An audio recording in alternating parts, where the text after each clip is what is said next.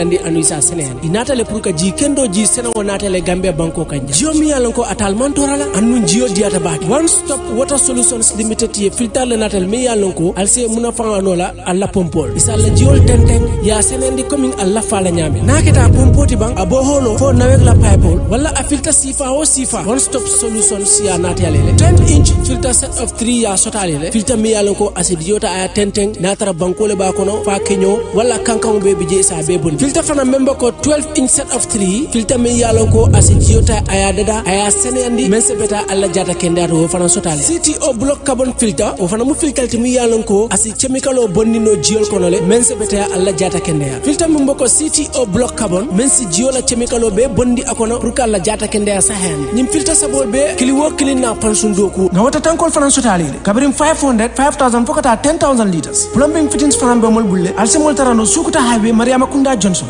wala isimol kumandi 5055691 7968270 one stop water limited solutions inata leka jiko be sonende Gambia banko.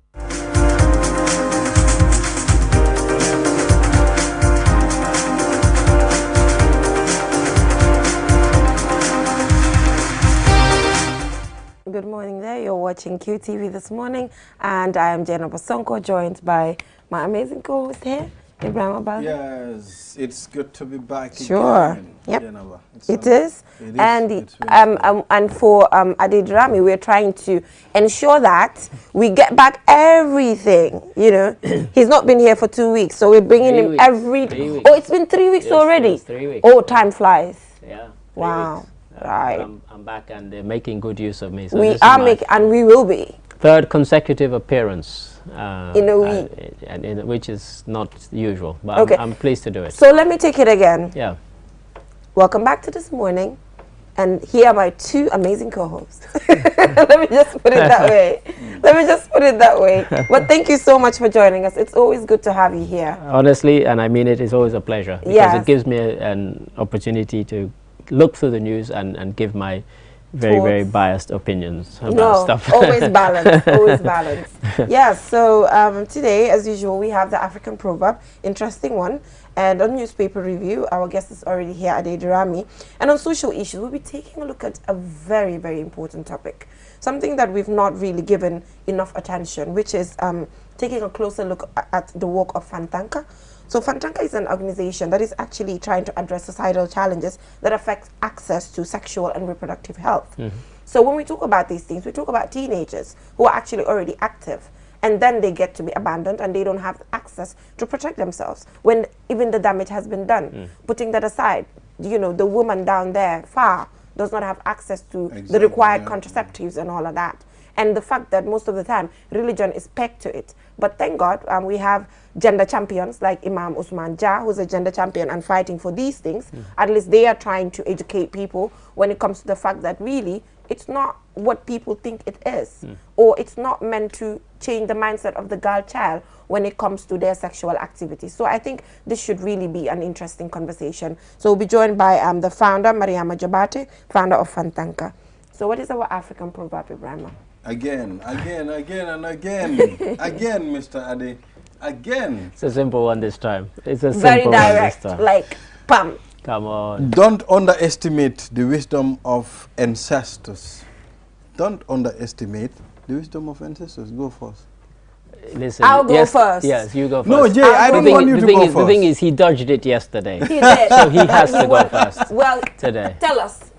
What do you I don't want to go through that stress. Mr. What do you make of this? Can you tell like us? Like on a serious note, but Jennifer wanted to go first. No, I want you to go first. For any reason? Because you think I'm an ancestor? No, well, something like that. Something like that. Oh, I am closer to the ancestors. Oh my God. But you know, I mean, do not underestimate the wisdom of our ancestors, because essentially, you know, what we're living through is a lot of what we've inherited from our ancestors. They laid down certain traditions, certain norms, certain values that we then inherit and try and live our lives by. And, you know, Jennifer was talking there about, in another context, that, you know, certain things are, ideas people have about certain things may not be as they perceive it. And you talked about Imam Usman Jah, who's a gender champion. There are things that, you know, people say, oh, you know, our ancestors did it this way, and they use it to kind of, you know, hold people down and shut people up. Right. One of the things that I've always felt held back Africa, across the continent, is that yes, our ancestors and our elders laid down certain things, but these things, we should not be handcuffed to them. Right. You know, some of what they believed because of the times in which they lived. Somebody who was born 150 years ago could not imagine flying on a plane, driving a car, using your telephone to access information straight away. So, you know, the context of how you lived and the times you grew up in, they actually they influence your thinking. And so that thinking that they had then has guided us and has helped us have a cohesive society. So that wisdom, I think we cannot throw away. Yeah, I think we can't throw away that wisdom in just certain instances. But, you know, a lot of times we see how things that they've left here are they're not beneficial in any way. I do not know how it was benefiting them, like you mentioned, because of time and age at that particular time. Maybe it was good. Sure. But at this point in time, these are, you know, ranging from, you know, FGM, the low participation of women, you know, the fact that young people have to stay mute when it comes to certain things. Sure. All of these things were happening at that point in time, and probably they saw it as beneficial, but at this point, it is not close to. So sometimes, you know, people act in a certain way and they say, oh, this was not what was happening previously. Sure. But there's a lot of difference now. Technology is evolving, you know, and young people understand things more. Women understand their rights. Things are just generally changing. So I think really you couldn't have like analyzed this particular proverb any better, because it's a two-way thing. Find there things that we can learn from, wisdom that's there, that's good for our health, you know, that's beneficial. But to me, majority, most of the time, are not beneficial because of how technology is evolving and how things are changing. Weather is changing, everything is changing. So you can't really use those ideas and inject it into modern day world. Yeah, I think mindsets change as well. Yes. I mean, the example that I always give whenever I go out and give, I'm involved in a sort of FGM, anti-FGM charity, Forward, in England. And we had this thing called I Am My Sister's Keeper. And the reason I got involved, and I've said this many times, is because when I was quite young, maybe 12 or 13, one of our friends was taken to the bush. Right. She didn't come back alive. She died. And so that's how I got involved. I was quite young, and I hated the practice from then, because I don't think anybody's worth dying just to preserve any tradition. But the example I always give is in India. They used to have the situation where widows were burned on the fire with their husbands. So they sat alive. Oh. And when the husband died, you sat there and you burned, because you know, they cremate. They would cremate you, and you're still alive. With your husband? With your husband, yeah. And when the British brought it in and came in and tried to abolish it, people resisted it in India, saying it's our tradition, it's our tradition. You will not find anybody in India today defending it. Nobody. And there might be Indians watching this, and they can guarantee this. When you talk but it used to be the tradition. Yes, don't underestimate the wisdom of ancestors. Well, there are good ones and bad ones. Yeah, of I course, think we need to see how best to take the good ones. That's what we've been saying. Yeah, that's the thing. Taking the good ones here, you know, as you mentioned, there are other practices which are very harmful to us. They are not good for us at all. So I mean, even the good ones that we're using now, you can see that we are trying to give it a we tweak touch. them. we change them it. a bit. Yeah. We in Wolof they say ndox bi fum don taxaw mo fa taxaw, fine, true, but munuta neka bena. It can't be the same. It can't be. That's just the truth, based on developments. Well, when you look at it, I mean, there was a time I engaged a person, we were talking, and I said to the person, why don't you marry a certain set of people with their surname? There's a particular surname called, I don't want to mention. Yeah. But when if you have that surname, these people will not marry you. Right. I said to the person, why? He said to me, because it happens to our ancestors. They married a surname like this, and he died. Yeah. You understand? Yeah. I said, but that might be a coincidence. Right. That might not be the truth. Doesn't mean when you marry, you will die. You know, so he ended up not marrying the lady. And also, you know, there's this belief that, you know, there's certain women that you involve in, you're not successful. You know, that's a concept. They're like, oh, Kim Aki Wursagam Andut. They talk about all those things, which serves as some form of discrimination to the woman. You know, it's happening in Gambia where men say when they're with a certain woman, they cannot realize their potential because that woman is accompanied by something. Listen, when I came here 20 years ago, and I tried to do a story about this, because these people would go to these marabu and say, you know, why am I not successful? And they'll be asked, your wife, is she dark-skinned or light-skinned? And if you said dark-skinned, you say, that's your problem. That's the... Marry a light-skinned woman. I was actually shocked. A whole lot of marriages break because of such. I was shocked. This was 20 years ago. I'm not sure if they're still giving that advice, but they certainly were then. Well, I think now the generation is becoming wiser. I mean, I will not go to a marabu to check if my wife is good luck or bad luck for me. I mean, a lot depends, you know, on God's side. I mean, even when you look at religion, religion is even discouraging you from visiting such people. Of course. Yeah. So. Yeah, it's complex, but yeah, people have their people different who choices. still believe in it. Yeah, people have their different choices. People have their different choices. But sometimes you also talk to other scholars. They are like, in Islam, it's also normal. Yes, it is. For yourself. Wow. It's a compatibility. For yourself. Yes, for yourself.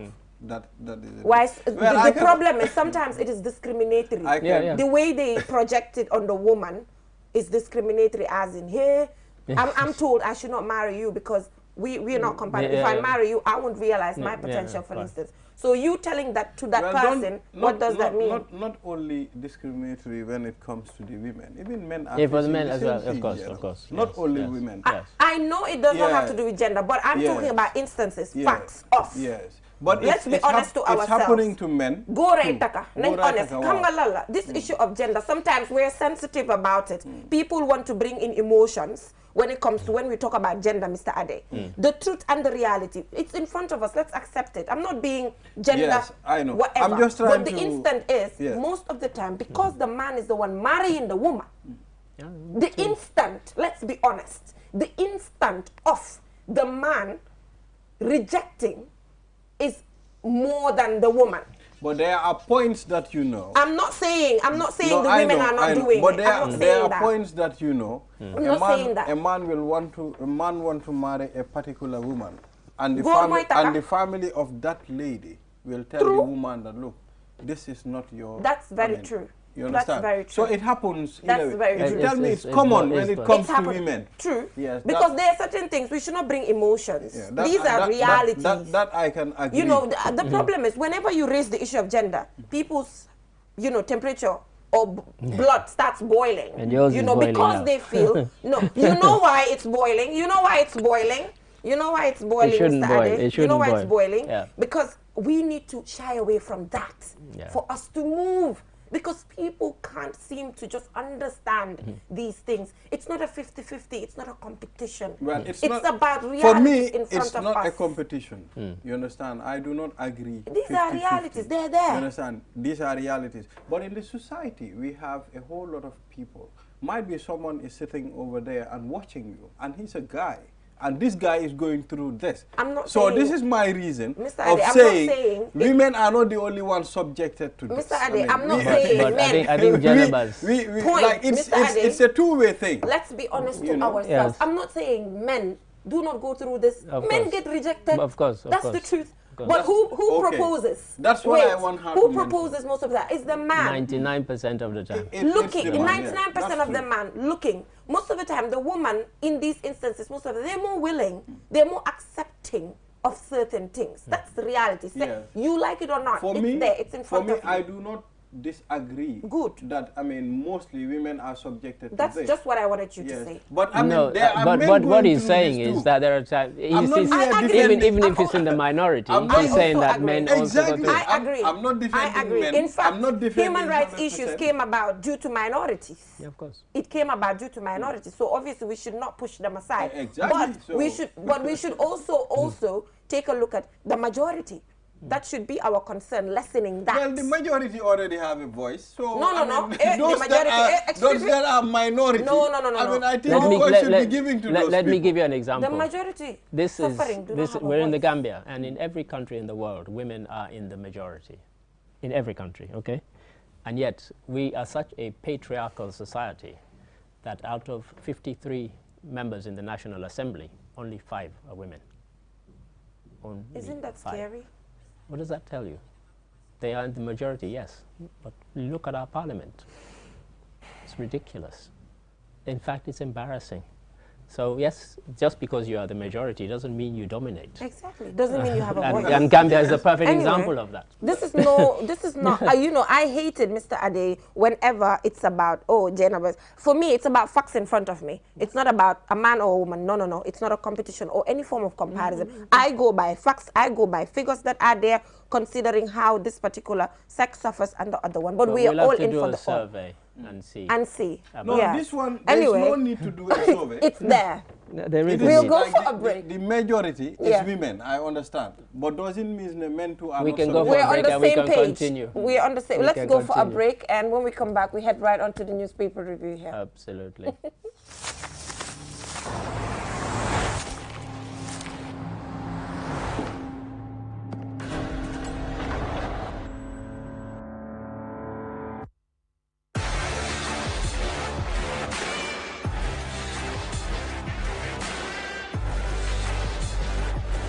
Begin your SUV life. S-Pass Motors, the new authorized dealer for Kia. Visit us today or call us on 3522 222 353 2222.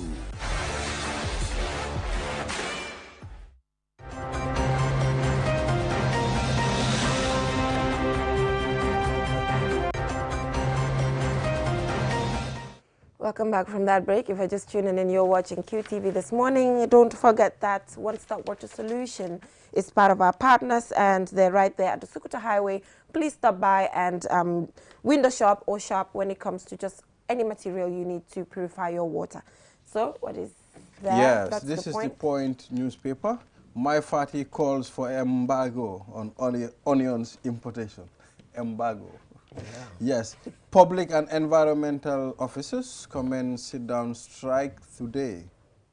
And of course, Bundung Maternal Health Clinic staff urge Ministry of Health to rescind decision on CEO's transfer.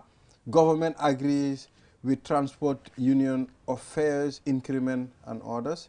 Yakumba Jaite vows to address issues of Serekunda maternal ward. That's what we Interesting. Yeah, so maternal mortality ranges above 1,000 deaths, and also unemployment increases, youth vulnerability and involvement in crime. This is by the National Youth Council. And here, Gambia and Transport Union agree on increase in transport fares. And also, GPU provides safety hotlines for journalists. This particular idea is welcomed. And transport fares increase, another burden on people. And what is the consequence of corrupt electoral practice? That's all. Okay, that's from Foroya. Yes. Foroya. And so from the Voice, the top one actually, or at the top of the page is Amnesty International. It says AI report says conflict contagious in face of perilously weak international responses in 2021. Right. Well, I think they'll find it's still the same in 2022 if you take what's happening in the Ukraine. UNFPA is currently developing its 9th country program. It says, I think the picture is actually the new rep presenting her credentials. Right.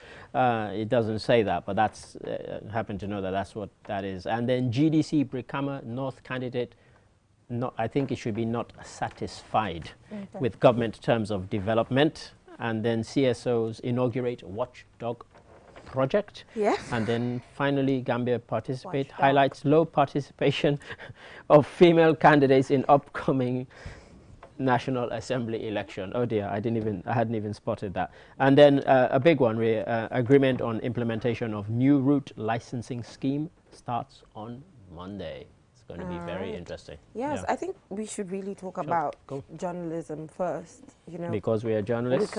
Well, you know, we have to look. We have to look out for ourselves sometimes.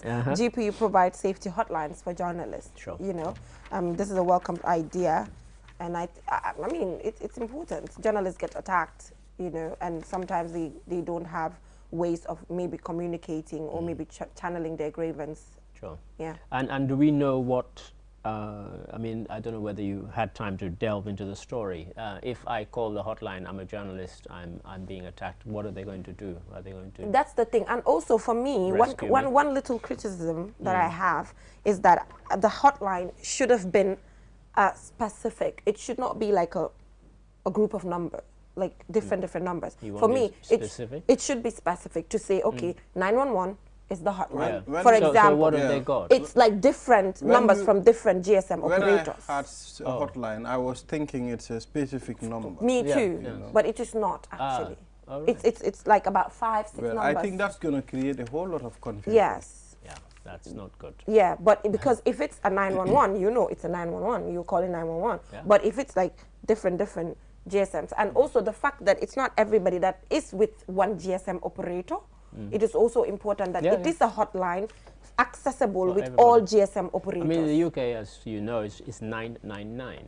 When you call the number, they ask you, do you want the fire, the police, or the ambulance? Yeah. And you tell them. Right. And then they direct you. They connect you straight away. And that's an emergency. Well, and it's also important for us to know how effective these numbers are. Because it should not be a number that you call and it rings, nobody picks up. Yeah.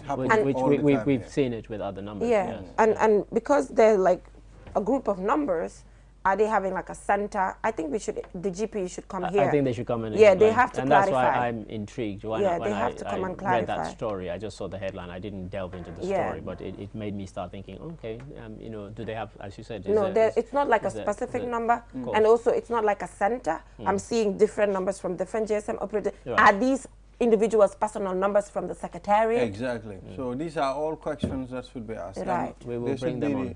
We will bring them Jenna, let's take a look at the story, the new licensing system. The new route. Yes. Yes.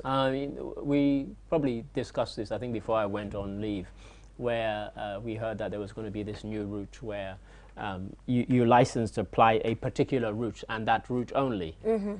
Now, knowing what I know about how people disregard the law in the Gambia, if this works, boy, I will be the most surprised man on the planet.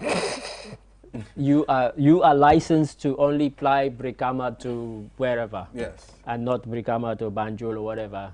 I mean, what are they going to do? I am really intrigued by this. Okay, do you want to give them the benefit of the doubt? Well, I'm willing to, but what I'm saying, that's why I said I'm intrigued by it, because I want to see how it's going to be policed. How are you going to...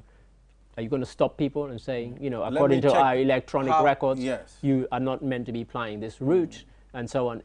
Because for me, what is needed to actually police it, to monitor it, is so extensive that I'm not even sure we have the facility to do it. If we do, boy, then, like I said, I'm the most shocked man. And another thing is, if this happens, then it means we might have less accidents because we'll have more personnel at different points, right?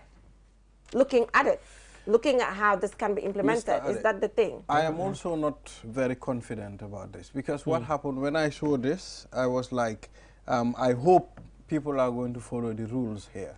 We all understand in the Gambia here, things are implemented and it's not consistent. You know, let's take a look at the clearing of the routes. I mean, the PRO of the police force was here the other day, and he said they are on high gear and they are clearing all abandoned vehicle, gravel on the road. And I still see all those things on the road. That's true. You know, so if at all a simple thing like that cannot be handled properly, What about this thing? There I are don't at least think they should be able to do this. There are at least 5 points I pass where there's gravel on the road. And if the police want, I can take them there. Because they're not clearing them. You know, I think they have brilliant ideas. Ideas. Yes, but the thing is, for some reason, it can't be coordinated in a way we can achieve these things. And you know, the thing is, all of these projects can be put under one umbrella because they're all related. It's all about the traffic. Yeah. You know, so if really they can achieve this, then it means the clearing of the road can happen. Then it means there will be less accidents because there will be more personnel at different points. That's right, because what they're claiming is going to happen on Monday 11th of April is that it says all transporters or operators wishing to ply routes covered in the route licensing scheme, as indicated in the previous press release, are urged to register on or before Monday the 11th of April. So they don't have much time between now and then to register that this is the route you're going to apply. And like I said, and as we've said here, how are they going to monitor it? How is it going to be policed? That's going to be the really You will be surprised a vehicle that is licensed to ply Birkama, Serekunda will be plying Bakau Banjo. I wouldn't be surprised. It's what I expect. But what this tells me is that we, the public, have a part to play as well. Right. Because yes, the police might not clear the gravel that's spilling out from all these building sites, but if I'm building, why am I letting my gravel spill out onto the road? And I need to be told by the police to clear it. You know, what are we doing? And do you think a man who will eat something and throw it in the middle of the road will have that kind of that mentality not to pile gravel on his gate? Well, of course not. Of course not. And so we have a part to play. As we drive up and down the routes, we see people doing exactly what you've just said. They throw food, they throw their cafe tuba, empty cup onto the road. I was with a guy in a car yesterday. He is my guy. I mean, but you know, this should start from us. This guy, that's it. That's what I'm saying. He ate banana and he threw it in the middle of the road. We were in the vehicle. I was so uncomfortable. You think that's bad? You think that's bad? Our guy, there's a guy called Mohammed who sells oranges and fruit outside QCell building here. And a guy came as I was buying oranges. He bought a banana. This was before Ramadan. He bought a banana and he ate it and he threw it on the floor. And Mohammed said, and there's a box. He said, I have a box. He said, this box is like less than 1 inch from where you've just thrown it. Just put it in the box. I mean, this kind of mentality is that. There's a box there and you still throw it on the floor. I mean, come on. Yeah. You know, so we can say the police, the authorities, we should take personal responsibility. So talking about personal responsibility, the Honorable Minister for Communication is saying that Gambians should report price hike. So I was going through the story to see if there's a mechanism put in place, a complaint mechanism, but it's not clear, you know. It says it's quite unfortunate because enforcing some of these things can be very difficult. You're dealing with retail sectors where you have shopkeepers spread across 4 corners of the country. Exactly. And then he goes on to say, you know, people should report them, but he doesn't say how, doesn't say where, when. There are no modalities. There's no number, there's no email, there's no office to which you report. So, Mr. Minister, too vague. If you want us to do this, tell us how, when, where, etc. Exactly. Otherwise, it's just talk. It's just fine, you should report, but people do not even know if there's a structure. There's no structure for people to report. So for that, they need to tell people how to report. To me, this is responding to the kind of pressure from the public. The public are complaining about this. Exactly. And a minister is, for me, pretending to respond because this is no response. At least to say report it how, where, when, to whom. You know. Who are you reporting to? You know, there's nothing. There's no detail. Time is almost up to any interesting headlines there, Abraham. Sit down strike, public and environmental. Bundung Maternal Health Clinic, I mean, officers come and sit down strike today. I mean, environmental officers, they want to be and public health, yes, public and environmental. Yes, exactly. This is because they want to be included in a particular bracket to get certain benefits, allowances that are allocated to others. They want to be included in that, and so you know, we don't need people like this striking. But you would always hope that the people who employ them, i.e. government, should negotiate with them so it doesn't come to this sort of position where there's a strike. It might be resolved quickly, amicably, we hope, but one can't tell. But they are already on their sit-down strike today. Yeah, sadly. It's a sad situation. Yeah. Yeah.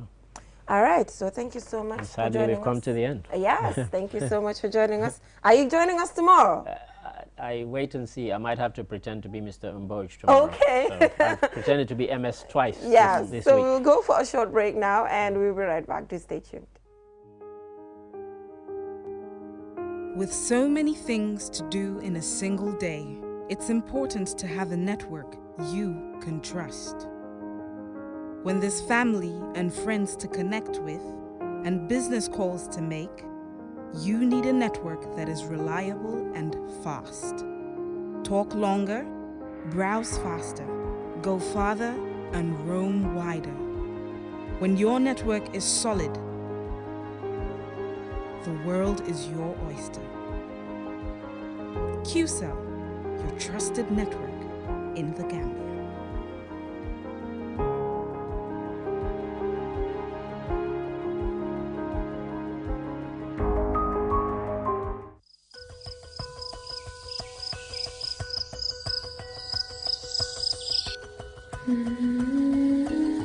Light. From the beginning of time, light has been there. It is integral to our survival and to our way of living. We need light to work, To build, to grow things, and even to see our loved ones. light makes things easier and better. So QCell has changed the way you buy Q-Power to make it easier and more accessible. You can now access the same service quickly and get your cash power tokens instantly with the new QCell Q-Power code. To light up your world, simply dial *363#. With a touch of your fingers, With ease and convenience from the comfort of your home or office, you can bring light into your world instantly with *363#. Q-Power, lighting your world. QCell Sunyabus. We innovate, others follow.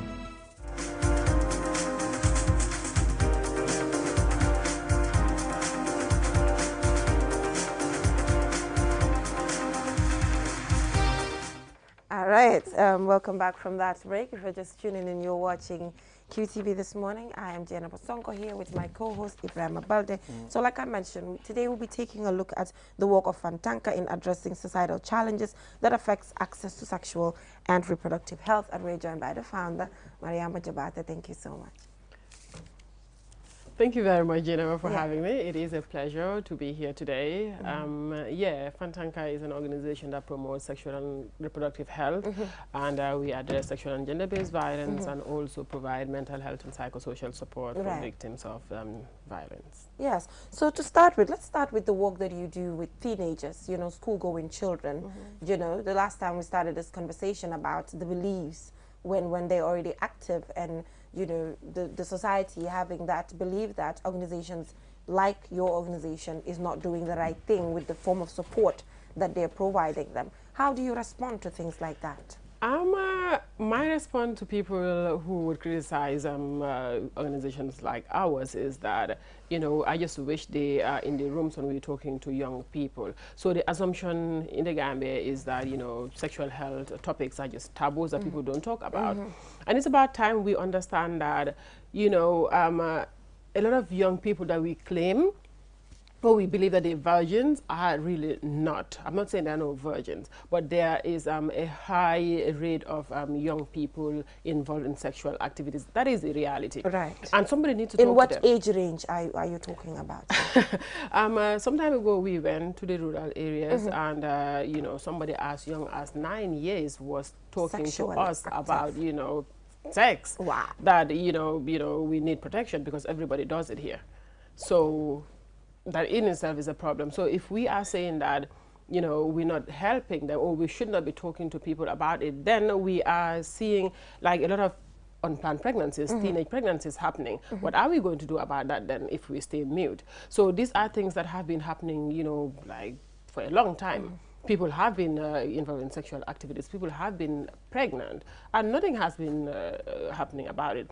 So if we come out talking to people, doing comprehensive sexuality education, for example, helping people understand that there are risks outside, there are STIs, unplanned pregnancies. How do we make sure that we are safe from it? How do we make sure that like gender issues that we encounter in the homes are addressed so that young people are not victims of sexual violence? It is happening in the homes. So, you know, everybody is just like pretending that it is not happening. That is far from the reality. So what are you doing now? You know, what are you doing to address this? What are some of the challenges as well? Because, you know, a girl child going to school and you give the girl child a contraceptive and the mom knows, like, how are you dealing with, you know, those realities? Okay, so like a younger person, of course, they need consent from their parents, which is very difficult. However, that's why I asked. Yes, a lot of the times, what would happen is the girl child will get pregnant. And the second time, to avoid the second pregnancy, then they would come and say, you know, help her with contraceptives. And then, you know, it's too late. When we're telling you from the get-go that, you know, your child is sexually active, do you want to consider contraceptives? You're like, no. You know, they would stop. Sex is a problem. You know, if you start having sexual intercourse, you don't stop. You hardly stop, basically. So it is important to help parents understand that if their children are sexually active, let them try to think about, you know, other measures like contraceptives. But again, Ibrahim, but again, yes, I think this has no. So I just have you go ahead. Yeah, something to ask. I mean, considering the kind of society we live and communicating about sexual and gender-based violence to certain people might be very difficult. Some might not be able to digest that. How do you manage to communicate this to the society? It is not an easy task. Some of the times we will go to communities and they're totally against what we're saying. But some of the strategies we use would be to go to the points person in communities, like the alcalos, heads of households, to talk to them about some of the issues that is happening. The thing is, they know it is happening. They just want, you know, to shield it, or, you know, a blind, eye to the realities of the society. When we get to young people, sometimes we do intergenerational dialogues. Like in summer, there was a time we did the intergenerational dialogues, and young people were there saying that, you know, our parents are some of the reasons why we do this. You know, we would go trying to get money because they would expect that we should come and give them certain, you know, money.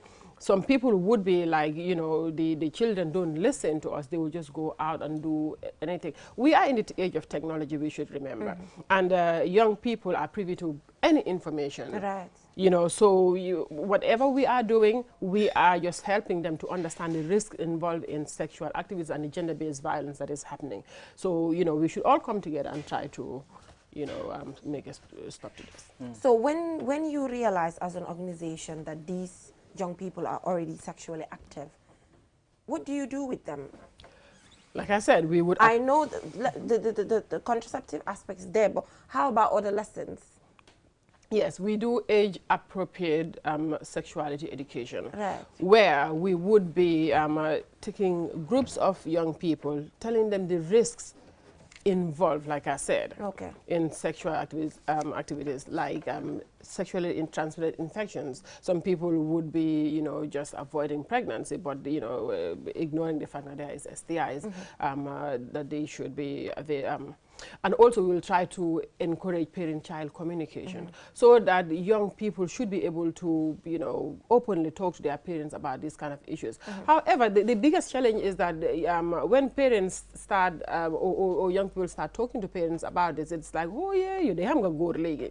And they're curious, they want to find out. It is important that we, you know, open spaces for young people to be able to talk to them, both mothers and fathers. Do you understand? It is not just the mother's job to talk to, you know, boys and girls about, you know, sexual related matters. In fact, my other problem is when we go to communities is that boys are free to do whatever they like. Do you understand? The only thing they will say to them, you know, like Sophie Birale in it.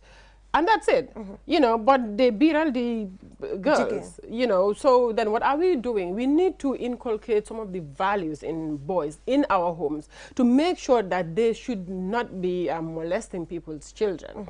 to make sure that when they're growing up, we try to educate them. We try to make them understand that what the girl can do in the home, the boy can do. And you need to respect in each other so that we, can avoid some of the violence that we are. So are you saying that boys should be encouraged to be virgins or something? To not have sex at a age as in the girl child? Yeah, why would you just say to the girl, stay away from sexual intercourse? If sexual intercourse is happening, boys are involved in it. And boys are the ones, ejaculating and giving out sperm. So they are they get the girls pregnant. So if we are saying to girls, be cautious, do you understand? Try to, wait until the time is right for you. We should say to the boys, stop it. Don't do it. Do you understand? Leave the girls alone. And some of the times it's just not, they force the girls to do it. It's like they rape them. Do you understand? Which is, one area of our work that, yes, we focus a lot on. Because with the gender relationships, it's like our bodies are just men's properties. Whenever you want it, you can have it. They would go to that extent of forcing themselves to girls. And it has been normalized now.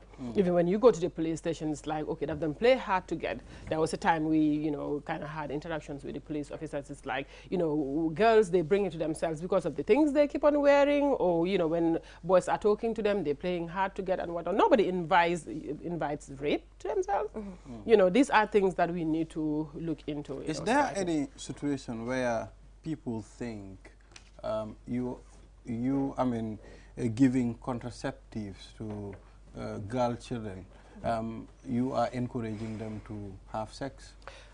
Like in many other African countries, Gambia is no exception. Because if I know I am protected, I can have sex anytime. Yes, but if you know you want to have sex anytime and nobody can stop you, you will do it anyways, whether you have the contraceptive or not. The contraceptive is telling you, we are saying stop, don't do it. However, if you want to push yourself to do it, use these measures to avoid the STIs and the pregnancies. So, some of the hypocrisy that I don't understand, like I said earlier, it's like, okay, virgin la, don't give any contraceptives. But when they get pregnant, you would sneak in and come and say, oh, please help us so she does not get pregnant again. The same people, right? Do you understand? The same people. Okay. So what is the difference? Well, contraceptives, they are good.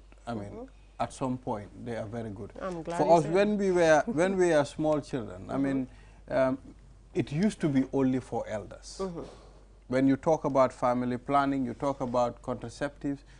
These are taboos. These, you don't talk about it. Yes. Are you also considering STDs? Because if you are protected, to have sex safely, there are also other sicknesses that you can get.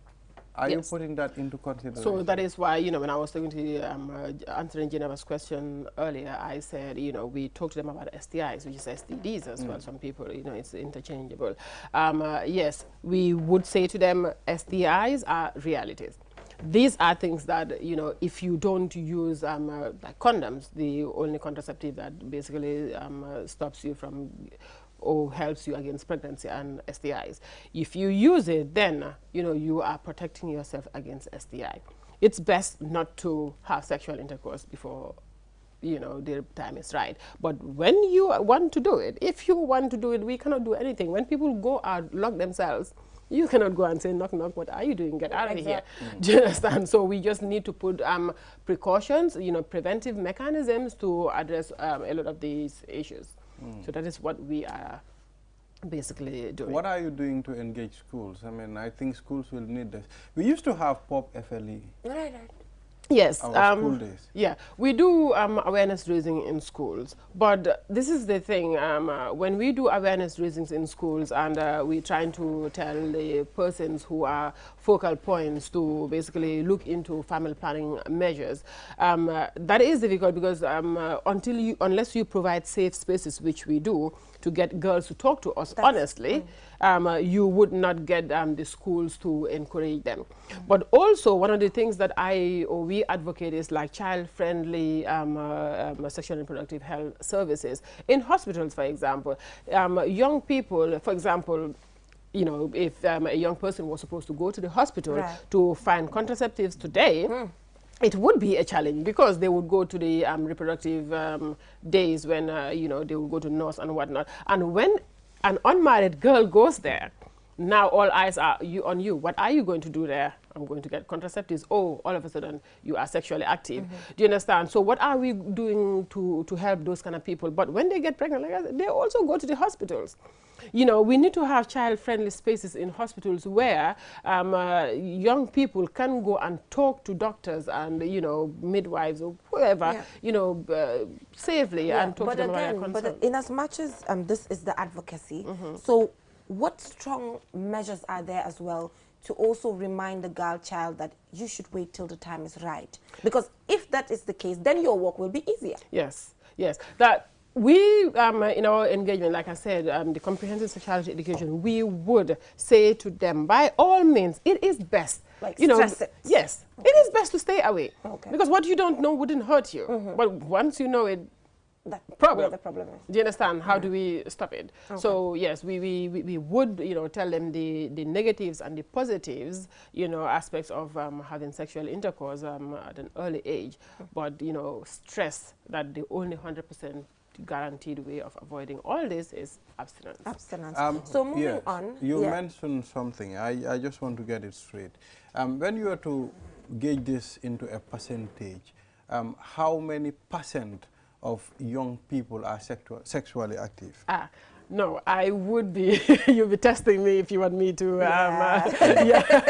No, I would not go into that direction, but I would tell you that a high number of people that we have worked with previously, do you understand, you know, engage in sexual activities, whether it is sexual intercourse or, you know, like the touching of the goes beyond just the intercourse. Yes, it is not just sexual intercourse, it's the kissing, it is the, you know, touching of the boobies and the wangs and the, do you understand? So, Yeah. So moving on now, let's talk about the shadow report, Fantanka shadow report of the TRRC, as in the involvement of young people. Just take us through shortly some of the findings.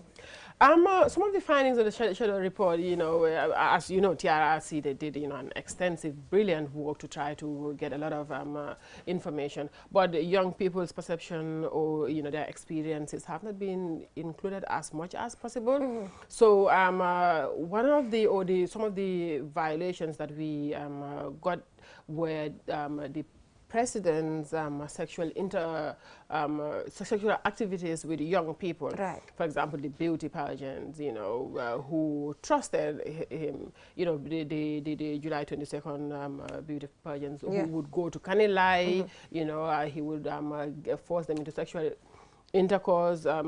His people who are closest to him, they would also, you know, have sex with these people and, you know, threaten them that don't say anything to the president, otherwise we'll kill you. Things like that has been revealed. And also we have had the black market boys. We have heard the beach youths who have encountered, you know, their own violation, but not been included in any of the TJ process. The beach youths, you know, like they would claim that, you know, they are part of the reasons why a lot of tourists would come, because they would guide them, they would take them to places and, you know, help them. You know, that is work for them. And through that process, they have also been helping themselves, feeding families and schools. You understand? But these are areas that have been neglected by, well, I don't know, but it has not been covered by the TJ process or the TRRC as much. So these boys, they want to also be heard. They want their voices to come out so people can understand that they're human, they're also citizens of the country. The black market boys, for example, until today, they keep on encountering arrests. You know, the police would come there and take their stuff without, you know, proper investigation. The police would say to them, you know, we will take your stuff, and, you know, if you give us 2,000, if you give us 1,000, whatever, then we'll give it back to you. Not due processes are involved when these things are happening. But the main concern is that because they don't understand the laws, they have cried out loud that they don't understand the law. They want to understand the law so they can know, you know, what the police should do to them and what they should not do to them. So when we're talking about the Never Again campaign, these are things that need to happen as well. As well as the April 10th and 11th, you know, some of the violations that young people encountered, they've been beaten, raped, you know, tortured and everything. As a matter of recognizing the April 10th and 11th, actually, we are going to Brikama on Monday to commemorate the April 10th, 11th, because Brikama has also suffered greatly during the April 10th. And you know, attention was not shifted a lot to them. So on Monday, on the 11th, we would commemorate the April 10th, 11th incident in Brikama. Mariama, you know, to be honest, we did, because we were so excited to actually just get into the discussion and just get everything out when it comes to the work that you do. We did not even talk about Fantanka as a word. Considering that this is your first time coming on QTV, I think we were just so excited to get the information. And, you know, this is not a lot of maybe spaces that will even allow us to have this conversation. So it's a good thing that you're here. We did not even talk about how Fantanka as a name came about, the history and all of that. So it's fine. We just take it bottom top. Yes. We'll do that, no problem. So Fantanka, it's a Mandinka name, self-protection. So the name was, it came about because we wanted to localize the service provision. We wanted to click with the Gambian people to, you know, take ownership of the services. So Fantanka, the way Fantanka started is my background is sexual and reproductive health and gender-based violence addressing. So I also have been providing mental health and psychosocial support in, you know, both in the UK and the Gambia. So we wanted to bring everything together and give a service that would, you know, help young people to protect themselves, you know, ensuring that, you know, they are aware, ensuring that we help parents do the communication, the parent-child communication. So I was doing a dissertation that featured parent and child communication when it comes to sexual and reproductive health. And one of the questions that keep on coming was like, you know, demanding how am I going to protect my, you know, how do I protect my child or not? Okay, let us Fantanka ourselves. I love it. I love it. I think it's really creative. I really love it. So Ibrahim, I think we'll have to wrap this up quickly.